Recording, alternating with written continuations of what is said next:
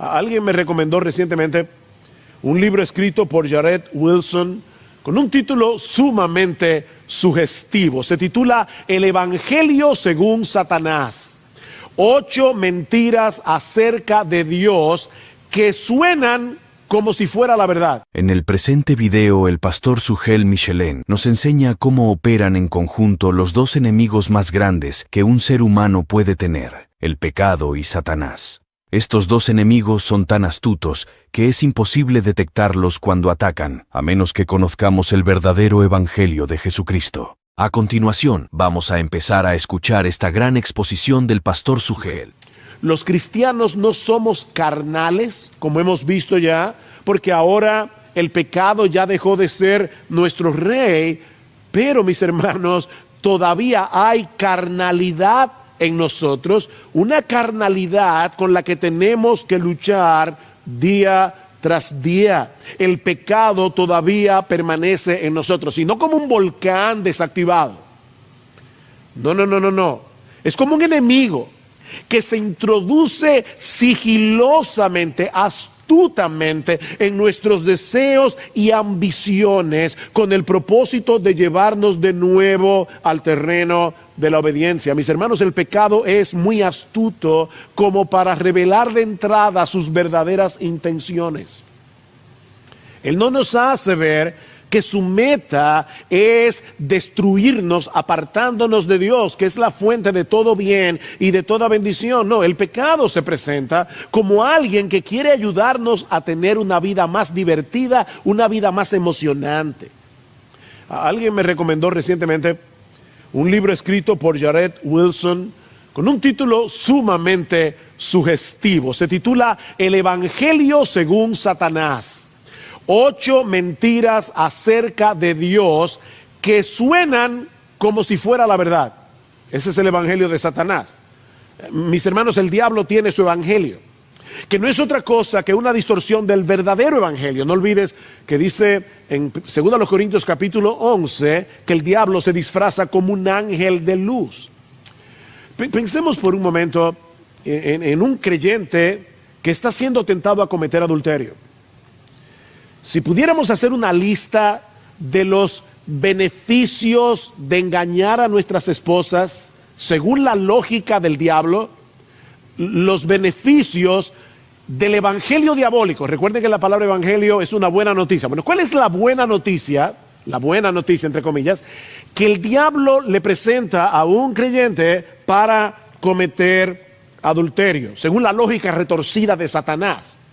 Bueno, dice este autor, vivir la emoción de un nuevo romance, conseguir la satisfacción que mi esposa no está dispuesta a concederme o que ya no está interesada en darme, encontrar a alguien que me escuche y que de verdad me entienda, librarme del estrés y del aburrimiento, volver a sentirme atractivo y deseado, sentirme amado. Tal vez esta persona no se arroje de inmediato en los brazos de otra mujer, pero comienza a considerar la posibilidad de un romance, comienza a disfrutar el flirteo. Todavía él no se cree capaz de desobedecer a Dios, él no se cree capaz de romper sus votos matrimoniales, pero poco a poco se va enredando en esta relación hasta que un día se encuentra ya inmerso en una relación adúltera. Y mis hermanos, ningún cristiano es inmune de caer en este pecado o en cualquier otro. Mira el ejemplo de David. A menos que se aplique cada día la lógica del evangelio para contrarrestar la irracionalidad retorcida del pecado, que muchas veces nos parece más lógica que la lógica de Dios. Y eso es precisamente lo que Pablo nos está llevando a hacer en este pasaje. Él nos está ayudando a pensar correctamente, haciéndonos ver que nosotros somos deudores, pero no a la carne, para vivir conforme a la carne. No tenemos ninguna deuda con el pecado que todavía mora en nosotros. No tenemos una sola razón para hacerle caso. mi hermano, recuerda lo que el pecado produjo en ti cuando todavía estabas bajo su control y cómo te hubiera destruido si Dios no hubiera intervenido rescatándote de esa esclavitud. Alguien ha dicho que el pecado está tratando de destruirte desde el día que naciste. El pecado está tratando de destruirte desde el día que naciste. La pregunta es, ¿por qué te vas a unir con las fuerzas del enemigo y pagarle para tu propia destrucción? Eso es lo que Pablo está diciendo. ¿Cómo le vas a pagar al pecado para que siga armándose contra ti y destruirte, cediéndote a los impulsos pecaminosos de tu carne? Si alguna deuda de gratitud tenemos es con el Dios Trino, que nos atrajo con cuerdas de amor a la cruz del Calvario. Ese Dios que nos unió en Cristo para que su justicia fuera su justicia. Ese Dios que envió la morada del Espíritu, nos hizo morada del Espíritu para que el pecado no pueda dominarnos a su antojo nunca más. Eso es básicamente lo que Pablo está diciendo. Aquí es el mismo razonamiento que encontramos en el capítulo 6 de Romanos, que estudiamos hace varias semanas atrás. Pablo les dice a los romanos, ¿recuerdan cuando ustedes eran esclavos del pecado? ¿Ustedes recuerdan eso?, pregunta Pablo. ¿Qué fruto teníais de aquellas cosas de las cuales ahora os avergonzáis?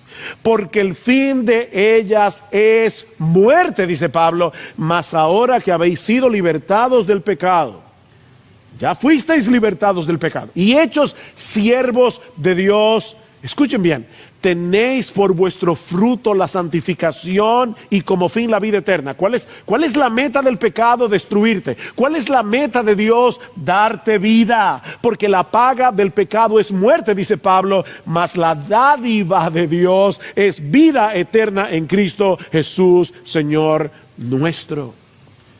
Debemos ser coherentes con la obra que ya Dios hizo a nuestro favor, si somos cristianos, a través de la persona y de la obra de nuestro bendito Señor y Salvador Jesucristo.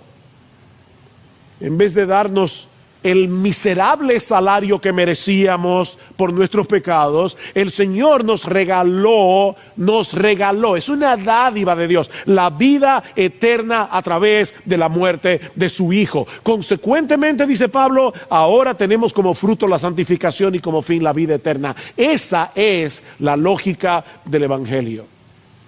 Y eso nos lleva a nuestro segundo encabezado. Si deseas escuchar el mensaje completo, busca en YouTube la prédica del pastor Sugel Michelén sobre Romanos 8, versículos 12 al 13. Dios te bendiga, cristiano estudioso.